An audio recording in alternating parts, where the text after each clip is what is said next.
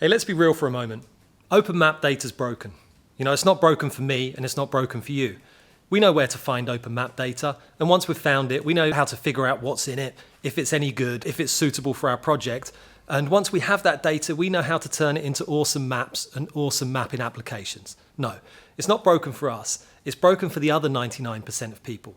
The 99% that have never heard the acronym GIS. They've never even seen a shapefile, and they've got no idea how to find open data and how to create value from it. Hey guys, I'm Chris at Mapstack, and in this video, I'm going to explain why open map data is broken and what we're doing here at Mapstack to fix it.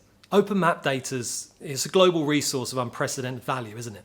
It covers every country, every vertical that you can possibly think of. But unfortunately, it's a little bit like a walled garden, where the barrier to entry is just simply too high for novice users who have never used a GIS and have no mapping experience. And novice users, when it comes to getting value from open map data, are presented with three main challenges. Problem number one is that open map data isn't discoverable. And what I mean by that is it's difficult to find. There's no central repository that we can go to and find all of the world's open map data. Most of it's buried in like government data portals. We've all used them, whether it's the US Census site, the UK Census site. Those open government data portals, to say they're not very user-friendly, I think would be an understatement. So they're very difficult to use. And they only represent the sort of most prestigious data, the most commonly used data sets for the most developed countries. Behind that, there's a massive long tail of data, of tiny data sets covering lots of tiny verticals in every country in the world. And most of those data sets aren't even in a portal. They might be in a website, they might be in an email attachment or a Dropbox folder or backed up on some hard disk in the back of the office.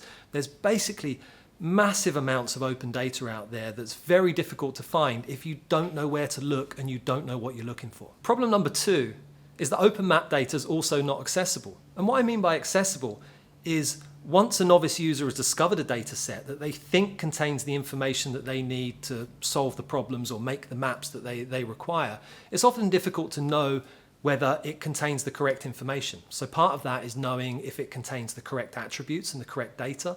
What's the extent of the map? What features are covered within the map? When we're dealing with just a file like a shapefile or a geo package, it doesn't tell us those things. And then we have secondary questions like, is this data up to date? What's the quality of this data? What's the license? Am I allowed to use this? Can I use it for my own personal needs? Can I publish it online?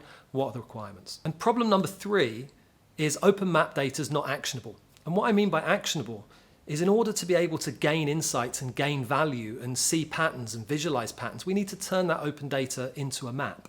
Now, to turn it into a map, we've basically got two paths. We've got the online route or we've got desktop GIS. If we're using desktop GIS, like an open source system like QGIS, or a paid for one like, what's that other one called? Arc something, I've forgotten. When you use those tools, they're not easy to use. If I'm a novice user and I've never used mapping software before, those systems are very daunting. Really to get up and running, you're at least going to have to follow some tutorials, maybe a video course, get some training, or maybe even read a book before you're able to create a map and really start extracting value and insights from that open data. If we go down the web route, things are even more complex and the barriers to entry are even higher. If we go down the open source route, you basically need to be a web designer in order to deploy and host your own web mapping solution.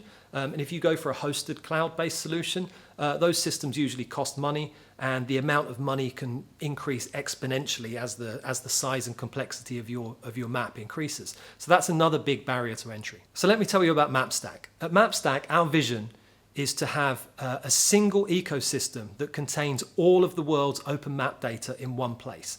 And we want it to be in a form that's very easy to search. So searching for a data set in Mapstack should be as simple as searching for a web page in Google. In fact, we envisage a world where Google will be the entry point to the maps.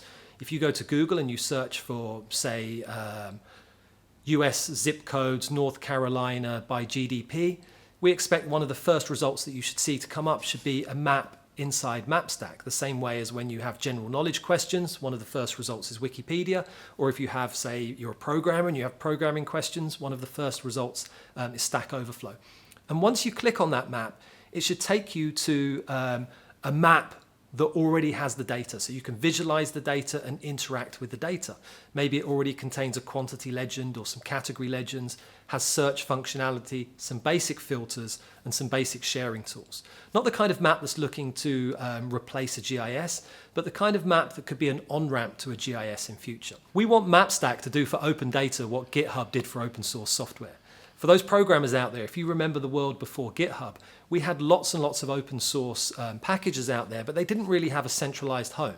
You had some of the bigger projects would be on SourceForge, but a lot of open source software just existed on someone's hard drive, or it was files that got shared around.